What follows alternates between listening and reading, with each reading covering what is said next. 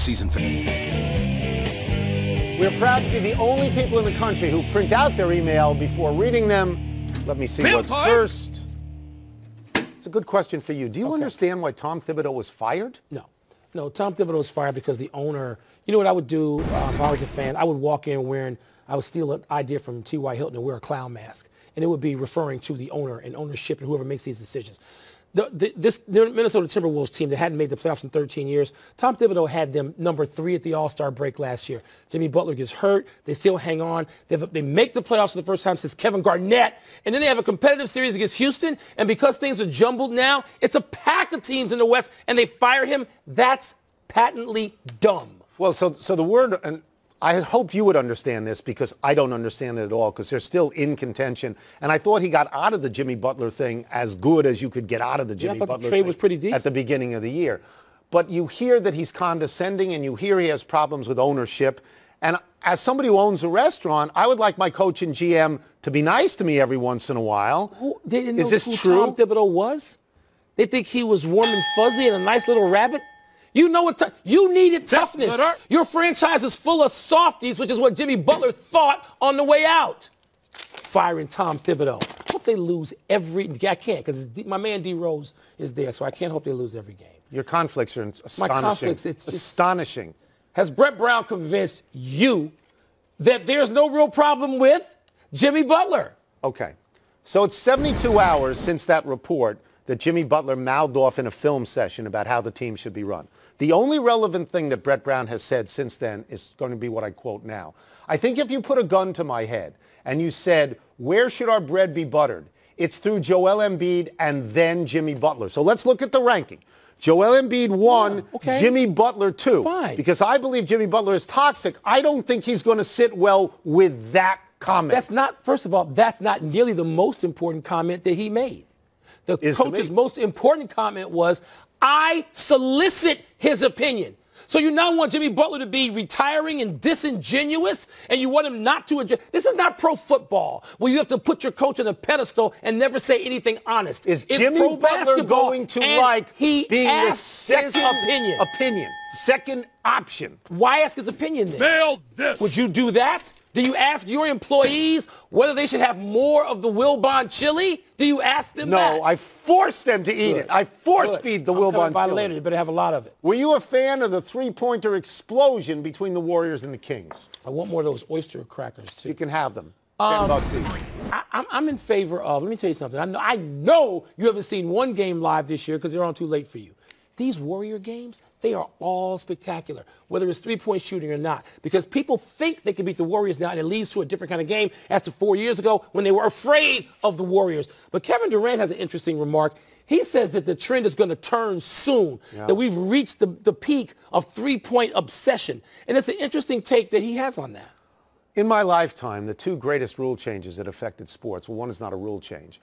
One is the invention of the closer and the subsequent making each reliever go one inning at a time. And this is the three-point shot. The three-point shot changed the strategy, changed the spacing, changed everything, and basically took a 15-foot jump shooter like Carmelo Anthony and said you can't play in the league anymore. You know, pretty much. More mail? He can still play in the league. He's not playing in the league. No, I know. But isn't that shocking to you? Yes, it is. Me too. Yes, it is. Should Kirby Smart be tempted to coach the Tampa Bay Buccaneers? He should be tempted in the sense that coaches should want to coach the best athletes available, and pros are better than college and all of these things. What I would say works against it, and he's a young man, 43, and he learned under Nick Saban. He's making $7 million a year now. Does that mean Tampa Bay is going up to 9 or 10 million? 10. For 5 years for this guy? 10. I don't believe that. They're going to have to, Tony, to make a big splash higher, and this is what the Glazers apparently want to do. This is reported by Jason LaCanfora, a friend on CBS. And what happens is they're going to have to pay whoever they get $10 million. Pay this guy? Whoever they get. $10 million? They want this to be a big splash higher. And if I'm Kirby Smart, so would you be tempted? Why would I leave Georgia if I'm making 7 for 10? Go to Tampa for. Do you do math? No. You know the math? My point is you got to pay me 10. You just said they're not going to pay him that. Make up your mind. Zion Williamson rated his 360 dunk a, quote, 7 or 8, unquote. How would you rate it? A nothing. It doesn't matter. Zion Williamson has dunked the ball since he was 12, 13 years old about 4,000 times. Yeah. He can dunk over a chair. He can dunk holding a boombox. He can dunk over a cheerleader. It doesn't matter. The question now about Zion Williamson is, and all of it is spectacular. I watch it all. Can you take what you do? One, get Duke to the Final Four. Two, translate it to the NBA. We don't know. Yeah, I'm not in the rate the dunk business anymore. I don't. He jumps way up and jumps straight up like a helicopter. He's looking into the square. I don't say this about a lot of people. He's a grown man. There's no reason. There's no reason for him to be in college. There's just no reason. Well, just stop. There's no reason. Do you know that what he does conveys to the NBA? I'm ready to find out. Okay, Enough email. Let's take one last break. Still to come. Is it a good thing or a bad thing for college football that Alabama and Clemson keep meeting in the playoffs? And could the winner of tonight's game go down as the best team in college football history? Better jumper, David Thompson, Zion Williamson. David Thompson. You didn't even hesitate. Because I watched David Thompson. He's the most spectacular jumper ever. When Domino... Back out to Santa Clara for more perspective on tonight's national championship game with the excellent ESPN college football analyst Joey Galloway. Let me start with this. There have been concerns about the quality of the field. It's absorbed a lot of rain lately. Do you have any sense of how the field is right now? I just left the field, a dead sprint from the middle of the field to get out here just to talk to you guys. The field looks terrific. It looks solid, but you don't really know about a football field until you actually cut on it, until you get, 22 players out there at one time beating it up, and then you'll find out, but it looks terrific. Joey could probably sprint, 4.5, 4.6 now? He can sprint faster than we can. At this stage, that's the important question thing. about yeah, in this suit, not too good. Joey, you played receiver for many, many years. You look at this Clemson team with guys 6'4", 6'5" on the outside. What do you see, and does it provide that much of an advantage for the Tigers tonight? Well, if you're going to beat Alabama, you're going to have to make plays on the outside. That is just a recipe to beat this team, and it has been for years. That's how Deshaun Watson and Mike Williams did it a few years ago. And so when you look outside with Ross is 6'4", Higgins is 6'4", those are the matchups that you want to get against Alabama. Now, to do that, you have to make them blitz you. So if they can get pressure on Trevor Lawrence with their front four, then they'll keep 7 back in coverage. Clemson's going to have to find a way to make Alabama bring an extra guy to get after Trevor Lawrence and then take the man-to-man shots to the outside. If they can do that, then you're throwing the 6'4" guys that can go up and get it, which they proved against Notre Dame. Let's go to Trevor Lawrence because he's a true freshman. People make a big deal about that. He's also played as if he's a junior or a senior. Is there anything in particular that the Alabama defense can do to rattle him and make him look like a freshman? Just do what they do. Just bring the pressure that they bring every single game. He's looked like a freshman, but he's not facing Alabama defense, a Quentin Williams in the middle, a guy that you have to put 2 guys on. He looked very comfortable against Notre Dame. And if you let him do that, stand in the pocket and go downfield to these outstanding tall receivers, then he'll be an outstanding quarterback that we might not see look like a freshman. But from what we know of Alabama, if they can't get there at their front four, they're going to send 5, they're going to send 6. Nick Saban is not going to let Trevor Lawrence stand in the pocket and get comfortable and look around. So that'll be what we watch for tonight. How soon can Alabama get to Trevor Lawrence? Joey, it's the 4th straight year that these two teams have met, 3rd in the title game.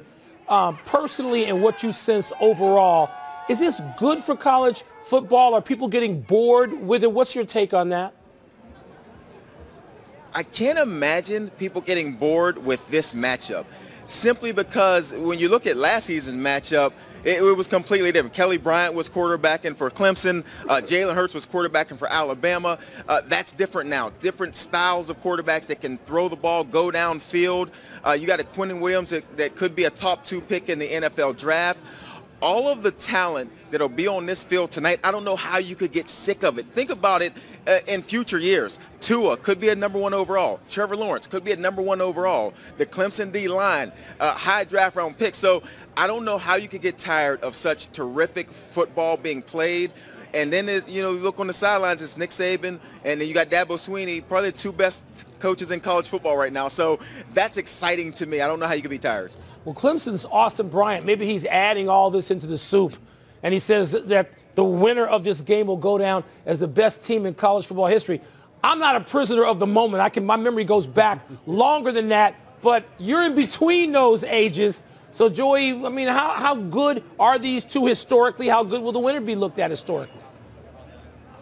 Well, I think that's always tough. And just like you said, you know, in the moment, how far back can I go and think of teams? I do believe, you know, Miami had a pretty good team in the 80s and 90s. Ohio State's had good teams. USC's had good teams. And so when you look at these teams, the team that wins, I think what we'll look at is, okay, when the NFL draft happens, these players, where do they go? And a lot of times that plays into how we judge these teams and how good they were. There's a ton of NFL talent on each team. I don't know that we can say the winner is the greatest of all time, but I do know that the winner will have a lot of NFL draft picks, which, you know, gets them in the conversation. So we will get you out of here on this. The game is not upon us. We got a ways to go. So right now, which way are you leaning? I'm leaning toward Alabama. It's tough to lean away from Alabama simply because we've seen Tua on a national stage win a national championship, coming in last year down 13 to Georgia. Trevor Lawrence has been terrific.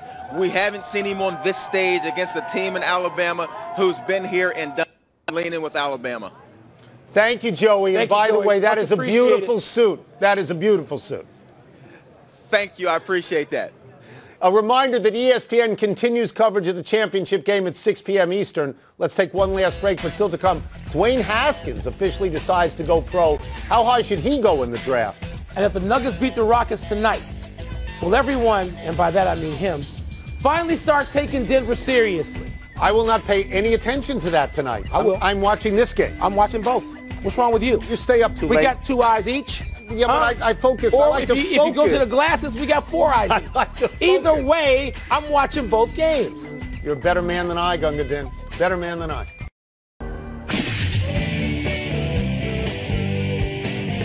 Happy time, people. Happy 57th birthday, Ron Rivera. 8 NFL coaches were fired this year, and remarkably, Ron Rivera was not one of them. He continues at Carolina despite ending the season 1-7 with what most people thought was a playoff team. Ron Rivera and Doug Marrone. Go figure. Let me ask you this. Yeah. Is Rivera part of the Mike Ditka coaching tree or the Buddy Ryan? You're the Bears expert. Where do you want to put him? I'd like to give him the Ditka. But I think I have to give him the Buddy, right? Okay. All those defensive guys. Happy anniversary, Nick Saban. On this day 9 years ago, Alabama knocked out Texas star quarterback Colt McCoy early in the BCS championship, and the Tide rolled to their first national title since 1992. If Saban wins tonight, he will have 6 titles at Alabama, tying him with Bear Bryant, and 7 overall, counting the one at LSU in 2003. Coach Bryant, Woody Hayes, John McKay, they were all great, and they're all in his rearview mirror. It doesn't even sounds disrespectful to say that, but it's true. This would be 7 in 15 years. Happy trails, Dwayne Haskins, the redshirt sophomore quarterback leaving Ohio State, entering the NFL draft. The first-year starter had 50 touchdowns, just 8 interceptions for the Buckeyes, finishing 3rd in the Heisman voting.